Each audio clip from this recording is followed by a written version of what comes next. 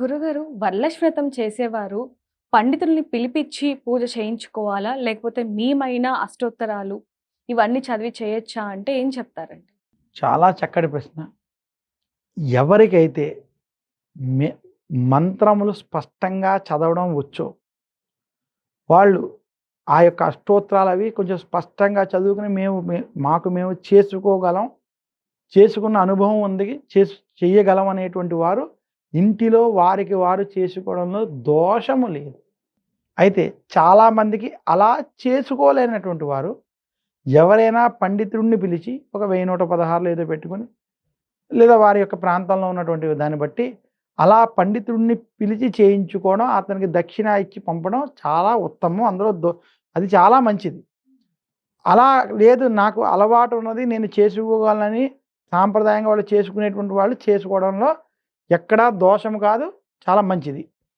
ఈ 2 కాకుండా సామూహికంగా కూడా కొన్ని చోట్ల వరలక్ష్మి వ్రతాలు అవుతాయి.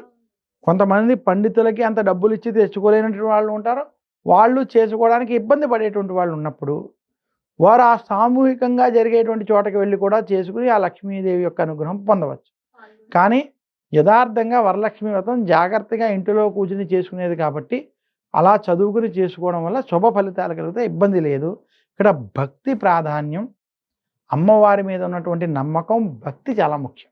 గురుగారు శ్రావణ మాసంలో వరలక్ష్మి ప్రాముఖ్యత గురించి చెప్పారు, పూజా విధానం గురించి చెప్పారు. అలాగే ఇందాక ప్రాముఖ్యత విషయానికి వస్తే మంగళ గౌరీ వ్రతం గురించి కూడా చెప్పడం జరిగింది. మరి ఎంతో మంది ఆడవాళ్ళు మేము మంగళ గౌరీ వ్రతం చేస్తున్నాము, ఏ విధంగా చేయాలి గురుగారు అంటే ఏం చెప్తారండి? చాలా చక్కటి ప్రశ్నమ్మ.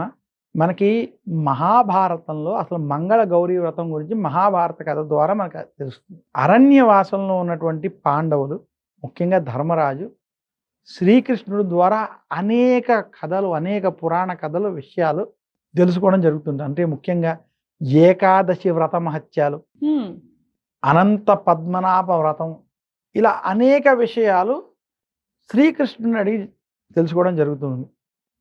అలాంటి అరణ్యవాసంలో ఒకానొక సందర్భంలో ధర్మరాజు ఏ వ్రతాన్ని చేయడం వలన స్త్రీలకి సౌభాగ్యం కలుగుతుంది, ఏ వ్రతం చేయడం వల్ల వాళ్ళకి మాంగళ్య దోషాలు, కుజ దోషాలు, ఇలాంటి దోష నివృత్తులు జరుగుతాయని ప్రశ్న రావడంతో శ్రీకృష్ణుడు స్వయముగా మంగళ గౌరీ అమ్మవారి గురించి, మంగళ గౌరీ వ్రతం గురించి చెప్పినట్టుగా మనకి మంగళ గౌరీ వ్రతం విశిష్టత చెబుతుంది.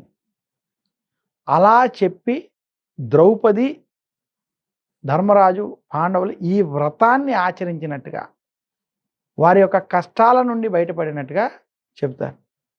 ఈ మంగళ గౌరీ వ్రతాన్ని ఆచరించే కుజగ్రహానికి ఆధిపత్యంగా కుజుడు, మన యొక్క మంగళ గ్రహం ఏదైతే ఉన్నదో దానికి కుజుడు ఆధిపత్యం పొందడానికి ఆయన ఈ మంగళ గౌరీ వ్రతాన్ని చేశాడు.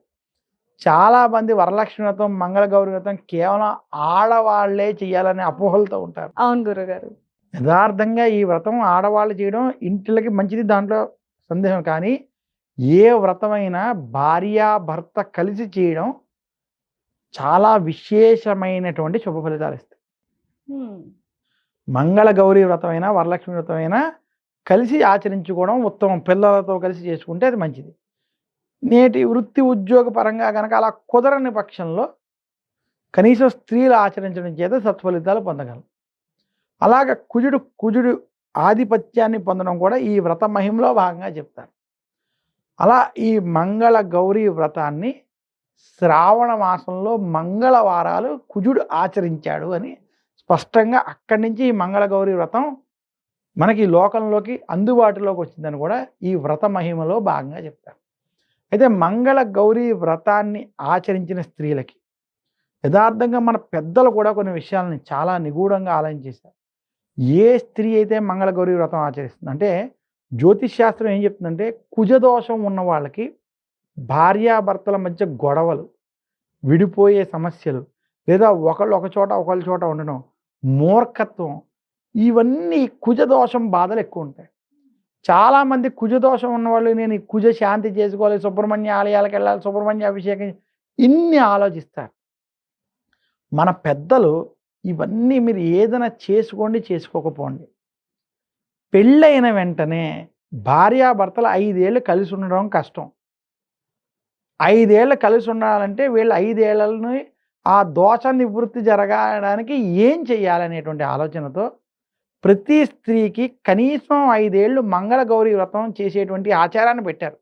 అందులో మొదటి సంవత్సరం తల్లి ఇంటి వద్ద, మిగతా 4 సంవత్సరాలు అత్తవారింట్లో 5 ఏళ్ళు మంగళగౌరి వ్రతం చేయాలని పెద్దలు అంత దూరం ఆలోచించి పెట్టారు.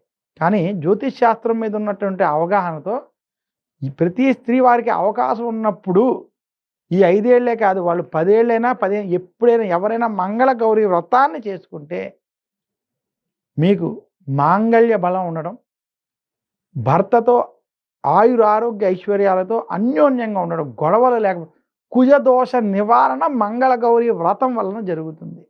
అందువల్ల మంగళగౌరి వ్రతం అంతటి ప్రాధాన్యత ప్రాముఖ్యత ఉన్నది.